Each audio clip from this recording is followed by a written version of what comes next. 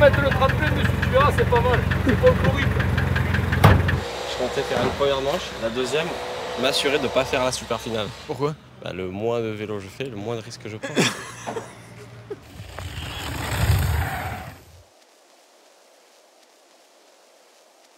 Bienvenue sur Fastaf, on est à Grasse, dans la ville de Grasse pour la DH urbaine.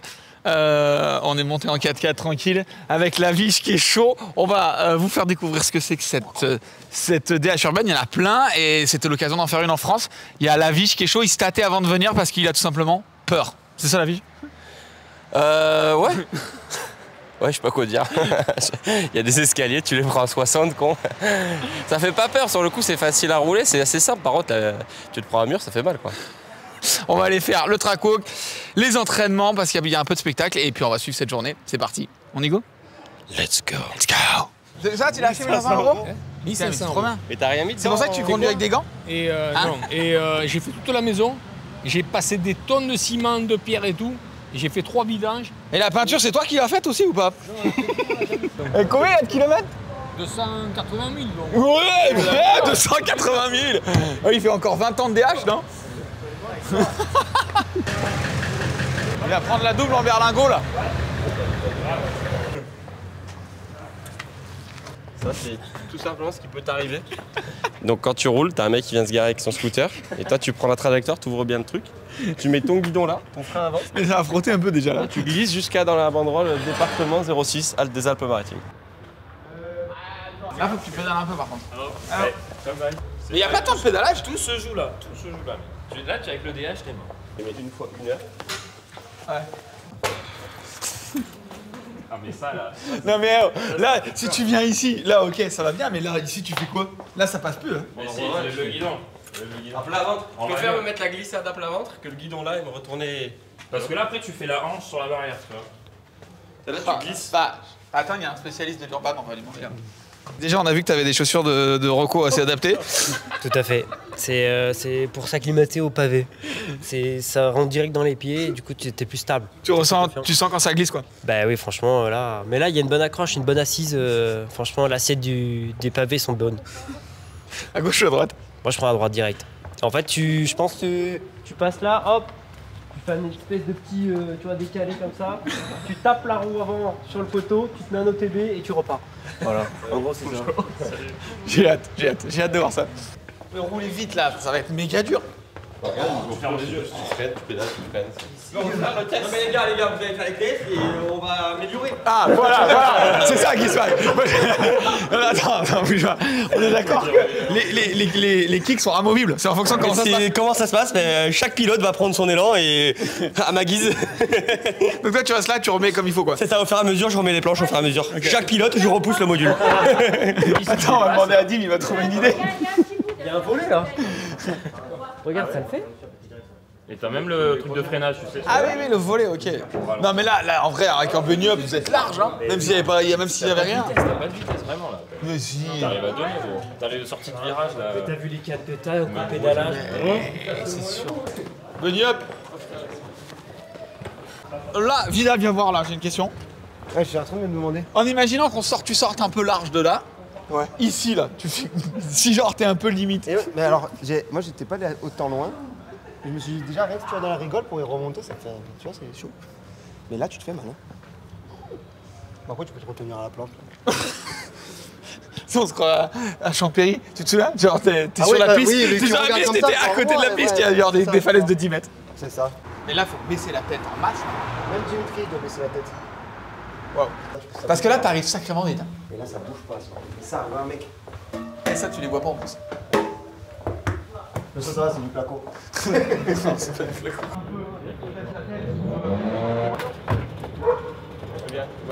On arrive au road gap. Honnêtement, c'est chaud. La première partie, c'est relance, c'est assez fluide avec des petites relances. Et là, depuis la partie où on a récupéré Vidal, c'est à 5000 à l'heure. Ça passe à ras. En fait, je pense la technicité, c'est que ça va très vite. Et il faut viser, être juste. C'est-à-dire, il n'y a pas de bizone, il n'y a pas de beeline, il y a une seule ligne et il faut aller vite dedans. Et là, on arrive dans une partie où Antoine Roche, il me disait qu'hier, l'année dernière, il était passé à 67 km/h en bas, dans les marches. Franchement, je suis presque content de pas avoir de vélo, tu vois. Franchement, c'est chaud. Tu vas vite, tu poses la roue avant.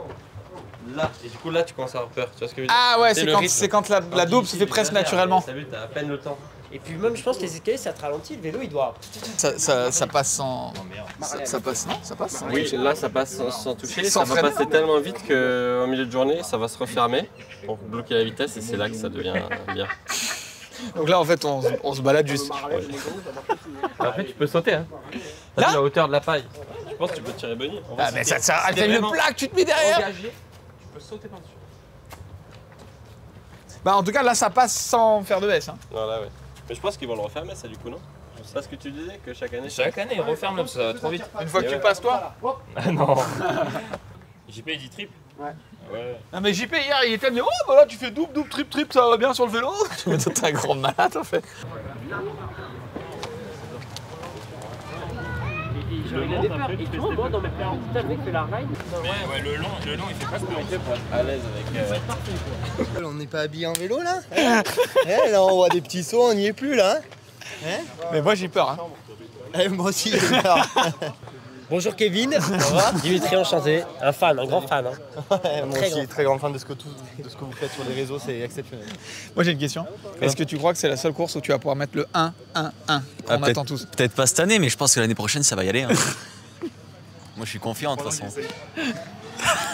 Non, l'année prochaine, je suis confiant que je mettrai 1, 1, 1. J'ai déjà préparé mon poste et tout, donc ça va. Je suis à pied cette année. Ah, tu roules pas? Non, je roule pas. Pourquoi? Je suis pas dans les bonnes conditions physiques.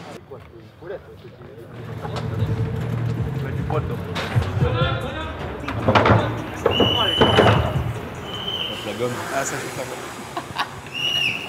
Wow. Ça y est, ça attaque. C'est parti là.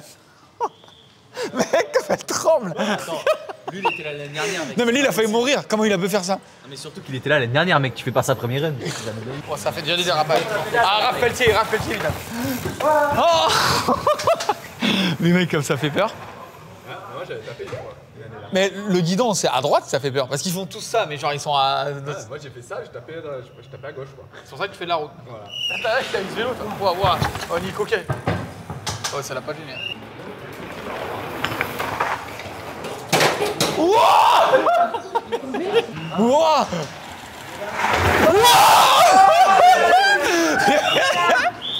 Mais ils sont... Voilà, premier run, un vrai premier run comme j'aurais fait moi. Tu vois ces barres. Oui! Tu vois ces petites barres là. C'est notre consultant, il s'est fait opérer des bras. Pour de vrai en plus. Ah ouais, pour de vrai, vraiment. Et du coup, il roule pas. Et il va nous exposer. Toi, t'avais fait quoi l'année dernière ici? T'avais fait 2? 3? 2 ou 3, mais j'étais tombé à la finale. Ouais, d'accord. Comme d'hab, quoi. Du coup, il va pouvoir nous expliquer un petit peu les petits détails. Il y a vraiment des trucs, ça se joue. En vrai, ça joue à pas grand chose. Genre, tu mets tes roues à 10 cm ou même pas à 5 cm, tu te découpes. Ah bah là, clairement, genre j'étais bien, et il suffit d'être un peu trop sur l'angle là, t'es mort. Hein. Et je me suis enroulé là, ici. Ah, c'est ici que t'es tombé? Et là Là, j'ai planté là-bas et ça s'est fini là. T'as perdu la course ici. J'ai tout perdu là. DH ou enduro? Bah, comme je te disais tout à l'heure, un mec qui fait de l'enduro souvent, il prend l'enduro, il n'y a pas de question. Moi, par exemple, j'ai pris le DH parce que je roule pas sans enduro. Genre les sauts et tout, ça me fait un peu peur. Mais Et en bas, ça va très vite, quoi. Ça va très vite, mais je pense qu'un enduro, c'est quand même mieux. Bon, surtout que ça pédale tout le haut. Là. Ouais, mais il y a que le haut. Après, en bas, c'est quand même. Ça... Ouais, mais si t'es habitué, je pense. Enfin, si, on m'a dit Thomas Slavic était capable de pédaler dans les marches, mais bon, il y a que lui. Lui, mec, j'ai aucun mot à dire. Allez, tire-toi, allez! Regarde. Oh, le numéro 1, oui!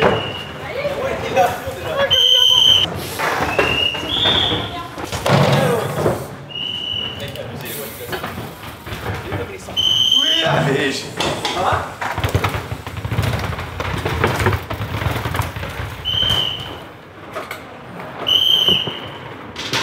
Là, on va arriver dans la partie qui va vite maintenant.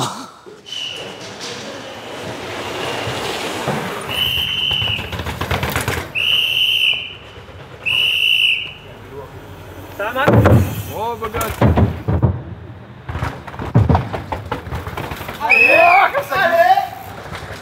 Mec, ça passe à ça, mais à ça des murs. Ça les gêne pas. Hein.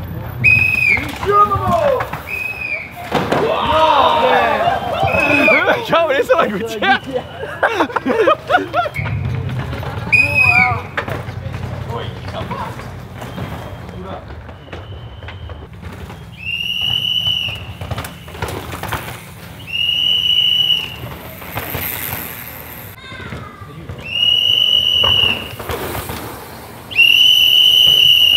Ça va bébé?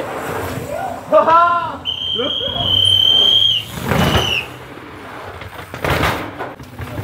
après, ouais, c'est large hein, là-bas.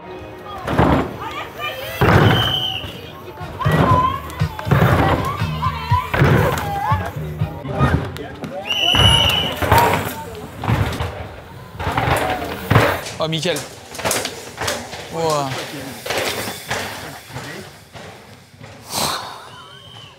Voilà, on arrive dans la partie, on vient de passer un road gap.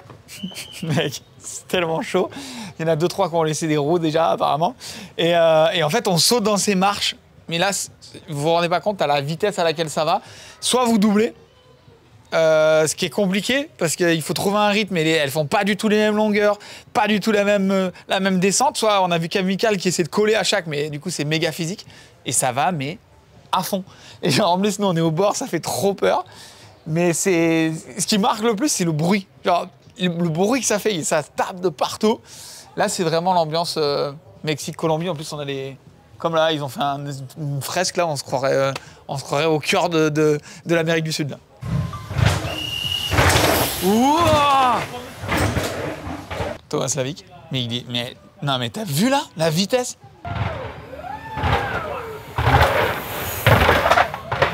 Attends, mais tu vas où? Ouais, je te fais faire du sport un peu. Je vais faire le drone, mec. Tu vas faire quoi? Le drone, là, tu as pas vu le drone qui me suit? Okay. Ouais, je pensais que tu calculais si tu faisais 2-3, 2-3 là. 3, c'est... J'ai vu Slavik, il a pas fait, alors je fais pas. Ouais, mais j'ai vu Slavik, Mais Kev, il est pas mal aussi, il fait des... Il pousse, j'ai vu. Ouais. Ah, il est efficace, ce con. Champion du monde en même temps. Ce qui me fait vraiment peur, en vrai, c'est ce que c'est? Non. C'est le bruit que ça fait. Et ça fait du bruit, hein. T'es allé sur le pont, là-haut? Ouais. Ce tunnel, là? C'est horrible. Là, tu l'entends, la butée, hein. Est-ce qu'il y a des endroits où ça talonne en masse, ou... Ah, ce tunnel. Ah ouais. Ah, tu mets tout au fond, là. Et là, non. Bah là, c'est un peu, genre, au final, ça fait un peu une recette, tu sais. Ouais. Et vu qu'on pose un peu court, c'est un peu fait pour, tu sais, ça accompagne le truc. Bon, vas-y, on va te laisser faire. Il y a le droniste qui est là. Ouais. Tu nous refais un beau passage, hein? Ouais, je vais essayer de partir plus haut, comme ça j'ai la vitesse. Waouh, il va essayer de partir plus haut. Mets-toi à la chicane, là, attention. Ah ouais? Mets-toi, viens, on va à la chicane.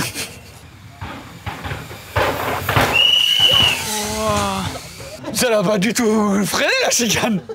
Non mais... Pas du tout, là. Non mais ça le coupe pas du tout. Il pédale quand même, franchement. Yo!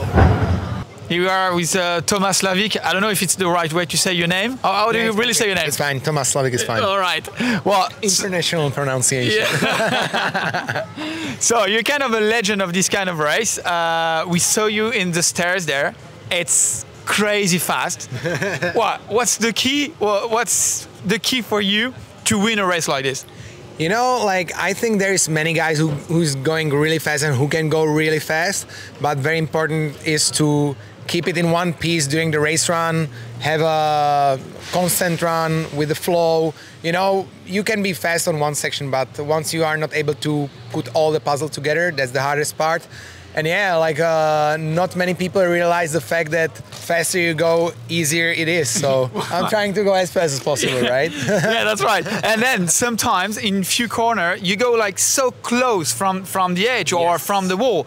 Is there a part of luck, or is like everything is, you know where you're gonna be and you know that you're gonna be maybe half of inch from the wall? Maybe that's also one of the advantages of the urban DH riders when you compare with enduro guys or DH guys. We know the streets, we know how the surface feels, we know how to turn, and that the really crucial part is to use the whole size of the racetrack. You know, yeah. So we're trying to do that. Sometimes you go really close to the walls, to the fences.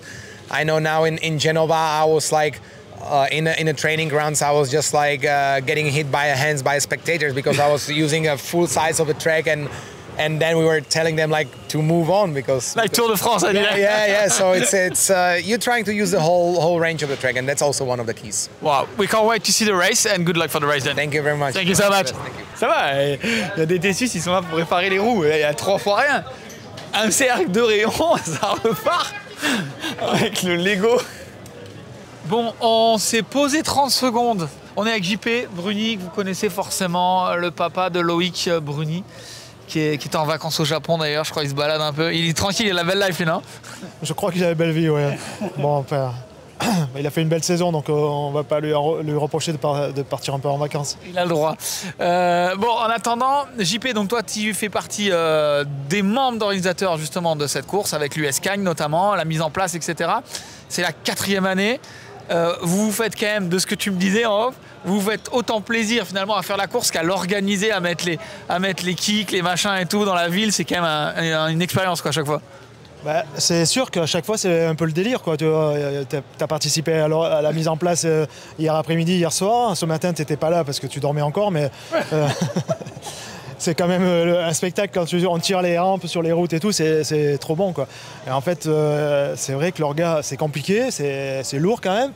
Parce que c'est un truc dans la ville, il faut que ce soit bien calé. Donc heureusement qu'il y a la mairie qui nous aide vraiment. Mais c'est trop bon, quoi. C'est excellent. Et après, c'est sûr que presque on serait bien sur les vélos, mais... Ça te donne pas envie de rouler, ouais, c'est ça ma question derrière. Ouais, ça donne envie de rouler, mais tu peux pas rouler et vraiment organiser. Tu vois, autant sur des courses sur 2 jours, tu peux, tu vois, t'as le temps, tu mets en place sur une régionale par exemple, t'as le temps et tout. Mais là, sur un truc d'une journée où il faut que ce soit tout centré, parce qu'à 17h, il fait nuit, tu vois. Et il faut... Donc, on roule pas, on reste sur le terrain, on organise... Buvette. Et buvette, ouais, bien sûr. et farniente au soleil. Ouais, je vois ça. Lionel, du coup, donc Lionel, toi, tu es responsable justement au niveau de la mairie pour mettre en lien tout le monde, pour avoir organisé aussi des événements. Ouais. C'est, moi, ce que je trouve la chose la plus dure, parce que, comme l'a dit JP, on est en ville. Il y a des voitures, il y a des routes ouvertes, il y a des machins. On croise les routes dans tous les sens. C'est quoi le boulot que vous faites là-dessus pour réussir à mettre ça en place? J'imagine que ça prend quand même un gros temps, non? Effectivement, c'est un travail de coordination assez important pour la ville de Grasse, où il y a tous les services qui se mettent un peu au diapason. Il y a la police municipale, il y a un bon nombre d'agents, je crois qu'ils sont plus de 25. Il y a le service des fêtes, il y a le service de la proximité pour faire un petit peu du nettoyage pour que les rues soient propres. Il y a le service des sports, bien sûr, qui porte aussi la manifestation. Donc voilà, c'est une symbiose de tout le monde qui permet de faire à chaque année une belle édition, quoi. C'est parce que je voudrais le préciser pour les gens qui ne le savent pas forcément.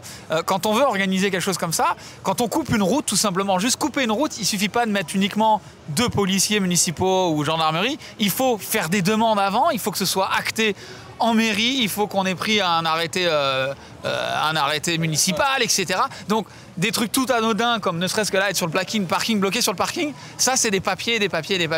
Et ça, combien de temps tu mets ça à préparer ça? C'est quoi? C'est de l'ordre de 2 semaines, 1 mois et demi, comment c'est? Bah, tu l'as dit en fait, hein, il y a l'arrêté temporaire de circulation, de stationnement. Après, d'une année sur l'autre, on reconduit un peu les mêmes procédures, donc ça va assez vite. Mais oui, effectivement, il y a quand même un petit peu de paperasse, comme tu le dis. Mais bon, tous les services, la service de gestion du domaine public, il y a un service ici à la mairie qui s'en occupe. Donc voilà, les routes sont coupées. Alors, il y a quelques routes qui sont coupées, pas toutes non plus. C'est la traverse Pierre-Sémar, ici, c'est la principale.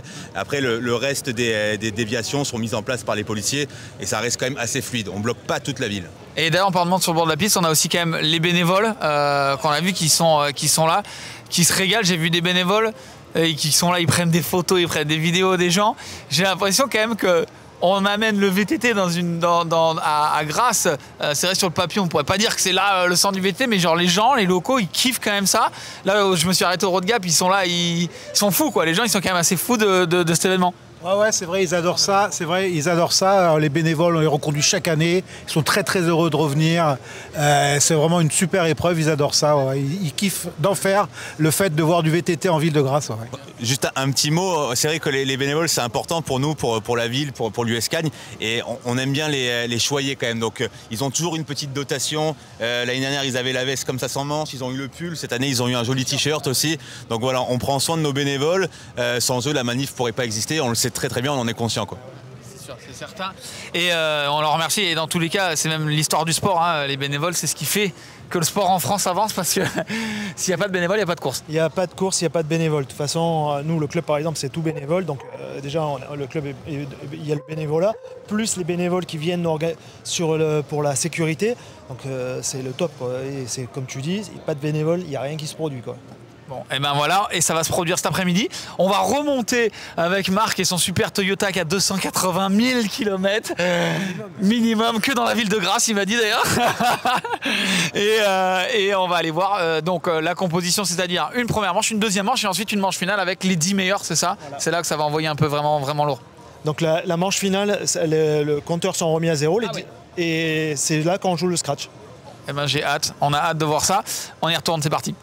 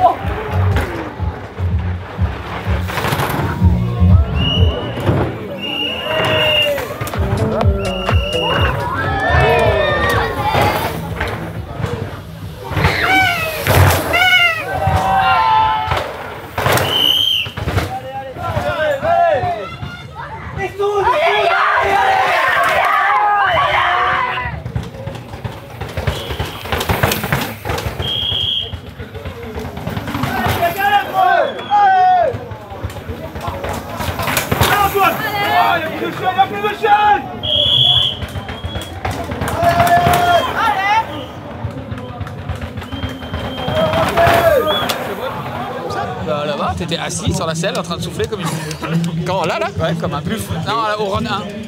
Bah j'étais mort, mais run 2 aussi, je suis mort. Et là, run 3, ça va être pire. Bon, du coup, t'as la pression, t'es le 1 là, t'es P1 là. Et ouais, mais là, du coup, P1, mais si je fais une couille, je suis 10ème. Hein. Ça change rien.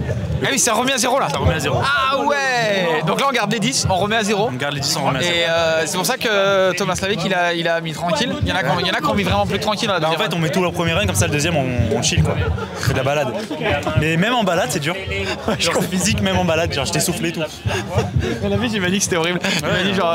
Les mecs, après le premier run, j'ai failli vomir et tout. Hein. Pas loin. Hein. 2 minutes, mais mec, j'étais cuit. C'est malade. T'as un peu d'avance. On a vu les temps, 1,59 et après, c'est à 2 secondes. Par contre, c'est méga serré derrière. Ouais, derrière, c'est serré. Mais moi, j'ai un peu d'avance. Mais bon, le Slavik, s'il appuie sur les pédales, là, je suis mal moi. Hein. Quand la légende, c'est qu'il pédalerait dans les marches. On l'a vu faire à un endroit. Mais ouais, mais lui, il a les cannes. Hein. Lui, les cuisseaux là, je sais pas ce qu'il mange chez eux, mais c'est chaud.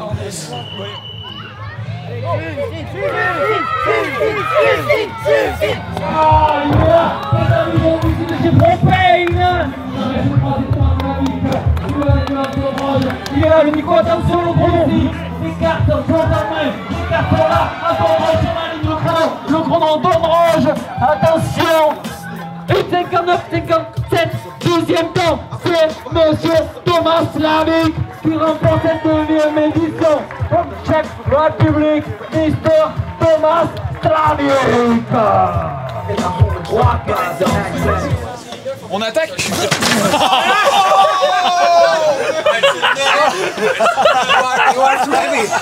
faudra planter à l'échanger, merde. Après on est débrief là. C'est ton problème. Voilà, ah vachement mieux. Non t'inquiète. You were so much under the pressure. Yeah. Too much pressure. Moi je m'en vais parce que c'est le bordel ici. Ouais, vas-y. Attends, on t'en plus de voir. Non, il doit nous faire l'échec. Il doit vous faire l'échec? Bah ouais. Ah mais reviens, c'est toi qui as le chéquier. Eh oui, c'est l'USCAN qui a ligne. Hein? C'est l'USCAN qui a ligne. Ah, oui. Bien. Bon, on y est, on finit un petit peu cette DH urbaine avec, dans l'ordre, number 1, il est là, the winner of the day. Deuxième, ça s'est pas joué à grand chose, un 10e, et enfin Nico Quiré, 3e. La chose qui est intéressante, c'est qu'on a quand même des gens qui viennent d'univers complètement différents. On a toi qui fait essentiellement de la DH, on a Nico qui fait de l'enduro et Thomas qui lui fait un petit peu tout ce qui est ses descentes urbaines, des crankworks, etc. C'est ouf d'avoir finalement comment faut faire pour gagner. Il n'y a pas un mec qui est bon, quoi. Faut juste essayer d'utiliser au maximum ses skills et son talent, quoi. Et ouais, le mec qui était bon, il est à ta gauche déjà, donc. Mais non, c'est bizarre en vrai. C'est un peu déjà la texture. Il n'y a même pas de texture parce que si on roule sur du béton, donc ça fait peur. Mais c'est bizarre, ouais. C'est vraiment bizarre à rouler, mais au final, c'est juste, on sait faire du vélo, donc ça revient au même. Il y a juste des murs un peu, et on sait qu'il ne faut pas se mettre au sol parce que ça pardonne pas, je pense. Mais ça roule vite, la vitesse de croisière je pense qu'elle est quand même bien élevée, je sais pas, faudrait la calculer mais ça doit être quand même costaud. Alors, on disait 1 km 2 minutes, on est au-dessus de 40-45 km/h. Et ouais c'est ça, alors qu'en haut ça tricote quand même pas mal dans les petites ruelles, donc après c'est hyper physique, on se rend pas compte. on est 2 minutes, mais c'est un effort 10 fois plus physique qu'une piste de Coupe du Monde de 3 minutes. Hein. Ouais, tout le monde en parle. Vigé, il nous a dit qu'il était oxy. Vidal, il nous a dit que ça marchait. Il était au bout de sa vie. Donc ça, c'est assez terrible. You need to be a complete rider to be on the podium. Like you can't. There is not like a specific rider going to be at the top then. No, there is not a key to this. Like you need to have the power of a BMX racer, you need to have an endurance of the enduro rider, and you need to have a technical skill as the DH guy. So you need to put all these things together, this big puzzle, and then you can win. And you need to be like fine with racing in streets and put yourself into big risk. Yeah, like 100% commitment, because it's I mean, like today race. Like, I mean, if there wouldn't be Antoine, like I would be really probably going with the times over 2 minutes. Yeah. For sure, because he put so much pressure on me with his first qualification time that I was like, holy shit, he's 3 seconds ahead. And I was having a fast run. Like I didn't push to the limit, but now I need to go over my limit. So as I was showing on the GoPro, like I was going like all over the place. At the same time, he created also pressure on himself. And I'm sure we can go faster. Yeah. But as much as we wanted to win, we were pushing so much over the limit that we were doing mistakes. Yeah, and you were saying at the finish line, he got like a lot of power, does he? He got like man, power. Like this is a thing which is craziest about it. Like I'm usually in the Cerro Bajo World Series, everyone's taking me like, hey, Slavik this is the strongest guy in pedaling, and here I was not. I was not. Like I'm sure, and it's hard to swallow for me, but it's a very cool challenge for me. For me, it's like it's making me push even more because actually when I compared some runs from previous years, like the time he was gaining was on pedaling, which is really impressive, and it's really hands down for it. Really hands down. Well, congrats, Nico. Toi, enduro. T'as cette habitude presque un petit peu de ces relances, d'avoir des runs peut-être un petit peu plus hachés où il faut faire des relances. Est-ce que là c'est quelque chose qui te sert, ou est-ce que tu essaies de gérer la crise du début à la fin et tu vois comment ça fait en bas? Le problème c'est que c'est tellement court qu'on ne peut pas gérer, donc il faut vraiment avoir le physique. Le problème c'est que j'ai pas le physique. Donc, moins le physique peut-être. Je me roule vraiment très peu avec le magasin, donc je sais même pas comment je fais 3e là avec le gratin qu'il y avait aujourd'hui. Donc à chaque fois je suis trop content de faire podium. Je me prends une petite rouste par les 2 premiers, mais pour le peu de roulage c'est très très bien. Ouais, on a vu quand même un top 10 de ouf. Il y avait Antoine Vidal, il y avait Raphaël Pelletier, il y avait Gaëtan Vigé. On voit même Loris Revelli qui fait 11e, qui prend finalement même pas le top 10. Ça montre que là ça allait quand même sacrément vite, quoi. Je veux dire, quand t'es remonté avant le run là, pour toi tu savais que t'étais pas sûr encore de rentrer dans les 10, quoi, tu vois, fallait quand même... Ah, j'aurais pu faire 10 là, ouais, complet. Non, j'ai franchement bien roulé, donc c'est quand même cool parce que bon, je fais 2 derrière Thomas qui est une machine, c'est abusé, mais non, j'aurais pu bien faire 8 ou 9 ou 10, abusé, genre ça remet tout à zéro et au final ça te rajoute un peu une pression parce que derrière tu sais que les 10 pilotes ils sont là, ils sont pas là pour rien, quoi. Et ça, de voir une légende comme Thomas Slavik qui est là, qui a performé partout, même si c'est pas la même chose, c'est des courses comme Gênes, comme Cerro Bajo, qui pourraient vous tenter, ou c'est loin, en mode bon, c'est là, c'est bien ce que c'est là, ou est-ce que c'est complètement différent, mais est-ce que ça pourrait être un truc à dire, ouais, on pourrait essayer? Nico, ça donne envie d'essayer de loin, on va dire, parce que c'est quand même cool, hein, ça va vite, il n'y a rien de trop dangereux, on va dire. C'est la Gênes là, il y a 2 semaines où je sais plus quand, pardon. Ça donnait pas envie de l'extérieur. Hein. Les sauts ils sont énormes, ça avait l'air dangereux en tout cas. Mais après quand tu vas en Colombie, ça fait voyager déjà, donc ça a l'air cool. Mais bon, le budget faut qu'il suive aussi derrière parce que ça coûte quand même un beau billet. Et tu sais que là-bas il y a que des machines, là, tous les Colombiens et tout, ça a l'air d'être un truc de fou là-bas. Donc je suis pas sûr de réussir à faire ce que je fais aujourd'hui sur une autre piste. Qui est plus typé Urban DH, vraiment serré, parce que là il n'y a rien de trop serré, je pense. Dangereuse plus peut-être. Ouais, dangereuse plus, là c'est quand même cool, là on peut lâcher les freins et il n'y a rien de vraiment trop dangereux ici par rapport à la Colombie ou au Mexique, là à chaque fois les courses, c'est un truc de fou, ça fait peur de l'extérieur quand tu regardes la vidéo, quoi. Toi Nico, pareil du coup un peu. Moi j'ai toujours aimé l'Urban DH, après à l'époque Commensal, Max a poussé pour que j'aille en faire, donc j'ai fait Taxco, j'ai fait Valparaiso et au Brésil à Santos. Et ça m'a toujours plu, mais ouais, c'est sûr que c'est un engagement il y a 1 ou 2 crans au-dessus au niveau engagement avec des gros sauts et tout, mais l'adrénaline est tellement incroyable et l'après-course, tu te dis waouh, j'ai fait ça et c'est incroyable. Ça reste des souvenirs énormes. Maintenant, le refaire, pourquoi pas, mais il va falloir s'entraîner parce que c'est chaud. Il faut être gainé comme une... ouais. Faut être slavique. Ouais, c'est exactement ça. And I wanted to finish with you. Seeing this race, seeing the race in Gen, so it means like that Urban Dash is coming slowly to Europe.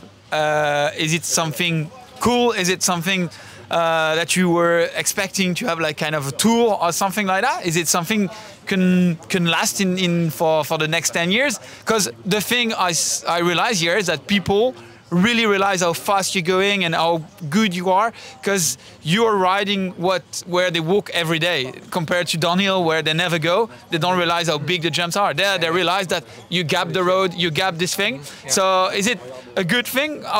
What's your mind on this? So the first thing is we already have the Cerro Abajo World Series for already 2 years. In 2024, first Cerro Abajo expanded to Europe. It was, the year full of expectations. When you're coming with something new to Europe, we knew that it's gonna be like really cool. But to be honest, it completely killed all the expectation. The race in Genova, the crowd in Genova was insane. Yeah. It was. In some moments, I felt almost like it was even in some parts almost crazier, like in South America. It was really amazing. People were loving it. The job Red Bull Italy and Red Bull headquarters did here was impressive, and it's most likely like not 100%, but like 99.9 confirmed for next year. So that's good news. And of course, Red Bull is searching for new venues. And this series, not just with how spectacular is it for the public, it's bringing crazy numbers in the live streams, it's bringing the attention, and as you said, people, ordinary people who don't see riding in live and they see it in real. Yeah, they're coming to them, actually. They're coming to it and it's taking their breath away. Like, I mean, when they see you, for example, here riding this long set of stairs, it's crazy. We were talking about even me, like I'm used to that thing, and I'm not used to that thing. Yeah, and if you imagine in Genova, we were going 20 kilometers faster. So if one day they organize like a race in Paris, it could be like crazy. It would be crazy. First of all, we would probably have to build up a hill in Paris.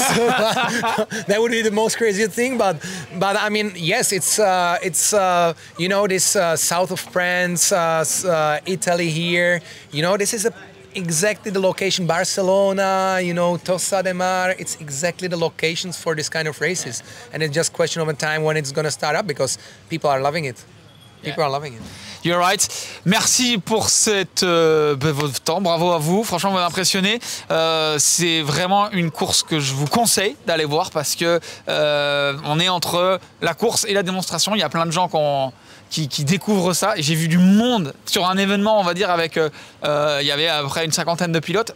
Le rapport du nombre de personnes qu'il y avait, c'était impressionnant. Il y avait quasiment du road gap en bas, il y avait du monde, c'était abusé. Donc c'est vraiment intéressant, et bravo aussi à l'US Cagne et la ville de Grasse qui se bougent quand même pour faire ça, parce que il y a du taf. C'est pas faire je dis pas que faire une descente c'est facile, mais là il faut couper des routes, il faut couper beaucoup de choses. Donc c'était cool.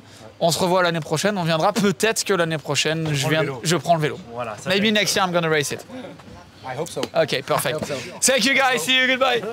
Alors, on vient de finir cette DH urbaine de Grasse, franchement, fou, c'était vraiment cool. Sur le bord, c'est impressionnant à voir. Pourtant, on est quand même un peu habitué à la descente, mais c'est impressionnant la proximité avec les athlètes, fait que ce soit étroit. Et c'était cool, franchement.